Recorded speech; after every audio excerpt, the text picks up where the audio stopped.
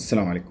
ازيكم عاملين ايه؟ تخيل كده لو في مركز صيانة فاتح في كل مكان، ومركز الصيانة ده فور فري، وبيكلمك على طول يقولك تعالى يلا ميعاد الصيانة بتاعك جه، وكمان يعني بيديلك أجر على الصيانة اللي انت بتعملها دي. ايه ده؟ ازاي ده؟ تخيل بقى ان ربنا سبحانه وتعالى هو الحد ده، وان هو يعني 5 مرات اذان في اليوم بيقولك حي على الفلاح حي على الفلاح، وانت مطنش كل ده. هو بيقولك حي على الفلاح، تعالى يلا عشان ميعاد الراحة بتاعك جه، اطلب اللي انت عايزه، اشتكي من اي حاجة مضايقاك، وانت قاعد خالص ومطنش كل ده. يبقى التقصير من عند مين؟ اكيد من عندك. طب هل يا ترى انت عارف ايه هي فوائد الصلاة؟ يعني احنا طول عمرنا بنسمع ان الصلاة هي سبب دخول الجنة، وان انت لما بتصلي ربنا بيغفر لك ذنوبك. كلنا عارفين يعني المواضيع دي. لا لا، انا جاي اكلمك بقى النهاردة على الفوائد اللي انت هتاخدها من الدنيا. يلا بينا. يعني الصلاة أول حاجة إنها بتقلل من التوتر والاكتئاب. الصلاة بتساعد في مرونة العضلات والجسم وبتحافظ على العظام والمفاصل. الصلاة برضو بتساعد في وصول الدم للمخ، وده بيخلي الأكسجين اللي بيوصل بيبقى أكتر، وده برضو بيخليك يعني فرحان ومرتاح. الصلاة بتديك دايما روح التفاؤل. والصلاة برضو كذلك بتعالج الغضب والعصبية. مش بس كده، ده كمان بتقوي الأوردة والشرايين، وبتقلل من إن أنت مثلا تتصاب بسكتة دماغية أو بارتفاع ضغط الدم، غير إنها برضه كمان بتخليك متسامح كده مع نفسك، ومتسامح مع كل الناس اللي حواليك. يعني أنت متخيل إن 5 دقايق بس، يعني 5 دقايق في 25 دقيقة، 25 دقيقة هما اللي بيعملوا كل ده.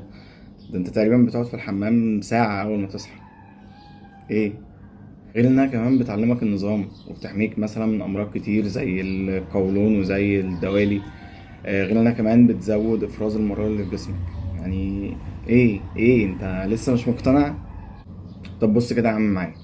تخيل كده مثلا انك عندك اوبشن انك ترجع بالزمن عشان تصلح مثلا حاجات كتير غلط انت عملتها. ده ممكن؟ اه، هو ممكن في الصلاة. يعني انت ممكن انك في الصلاة انك تعمل كل ده، بس بشرطين بس: ان انت تجدد النية بتاعتك، وان انت تتوب بس. وفي برضه سؤال مهم معظم الناس بتسأله، اللي هو يعني اعمل ايه بقى في الصلاة اللي فاتت؟ يعني اللي فاتني ده ايه؟ هي الآراء اختلفت كتير جدا في الموضوع ده، بس في رأي قوي جدا بيقول ان انت يعني اللي فات ده خلاص، يعني اعتبره فات خلاص، ابدأ بقى التزم من دلوقتي.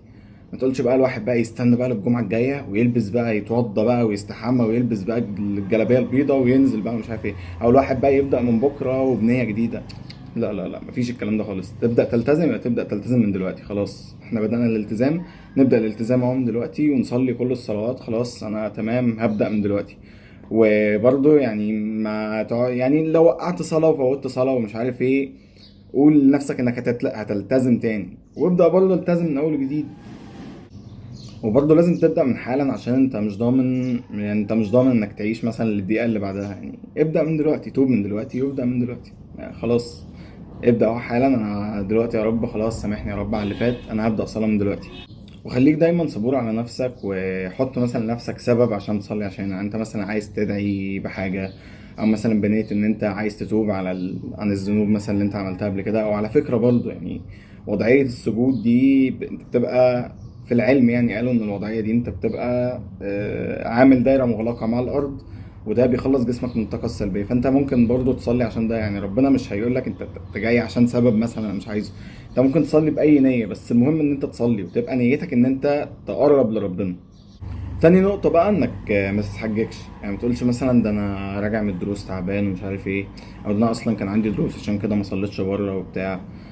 ما تحاولش انك تعمل ده خالص. انت ممكن تصلي ما بين درسين. ممكن ان انت مثلا لو في مطعم او في بلاي ستيشن مع اصحابك مثلا، دور على مصلية وهتلاقي، يعني هتلاقي. دور على ربنا وهتلاقيه. ما تتحججش ابدا. يعني والله انا حصل معايا موقف قبل كده. كنت في اسكندريه وكنت على الكورنيش، كانت الساعه 8 تقريبا بالليل. وكنت عايز اصلي. فالمهم مش عارف اصلي ازاي. فالمهم لقيت واحد بتاع شاي، قلت له يا صاحبي انا عايز اتوضى ومش عارف ايه. وصليت على كرتونه في الشارع. انا دورت على ربنا فلقيته. تالت حاجة وهي انك حاول اول ما الاذان يأذن قوم صلي على طول. يعني ما تقعدش تقول بقى ده لسه بدري وبتاع ومش عارف ايه. في 3 اوقات للصلاه. وقت اسمه وقت الاستحباب، ده بعد الاذان بنص ساعه. ووقت الاباحه اللي هو مستباح يعني انك تصلي فيه قبل اذان الفرض التاني بنص ساعه. في وقت الكراهيه ده اللي هو يعني ما تصليش فيه وهو قبل الاذان اللي بعده بنص ساعه. فانت اختار بقى، شوف انت عايز تبقى في انهي منزله مثلا في الجنه، واختار الوقت اللي انت عايز تصلي فيه. نقطة كمان برضو مهمة جدا، ان انت لو مثلا صليت الظهر بعد عدى فترة وصليت العصر، الوقت اللي ما بين الصلاتين دول اي صغائر ذنوب انت بتعملها ربنا بيغفرها لك. اه والله يعني متخيل. ده غير كمان نقطة مهمة جدا، ان انت لو يعني بالقرب من ربنا، لو انت مثلا بتعمل ذنب او بتعمل حاجة غلط، يعني هتسيب الحاجة دي في يوم ما. يعني الرسول عليه الصلاة والسلام كان في واحد ايامه يعني كان الصحابة يعني او حد من الصحابة جه قال له يا رسول الله، في واحد يعني بيصلي بالليل وبالنهار بيعمل ذنب. انا مش فاكر كويس ايه هو الذنب ده عشان ما افتيش يعني. بس المهم ان رد الرسول عليه الصلاه والسلام كان ان هو يعني سيبوه، هو في يوما ما دام هو بيصلي هيسيب اكيد الذنب ده. فانت يعني بالقرب من ربنا او بالقرب من الصلاه هتسيب اي ذنب انت بتعمله مع الوقت.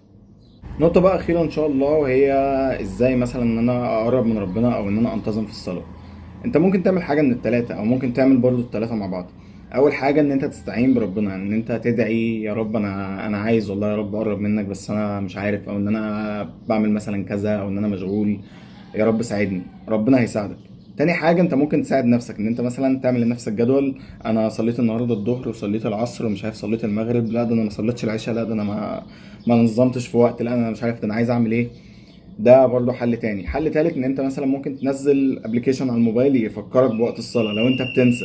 او مثلا ممكن يا جماعة، او تعمل مثلا جروب مع اصحابك، يا جماعة احنا هنساعد بعض باذن الله ان احنا كلنا ننتظم على الصلاة ومش عارف ايه. هتلاقي ناس في ده، وهتلاقي برضو ناس اللي هم يا عم صلاة ايه وبتاع ايه، يا عم الشيخ ده انت هتصلي.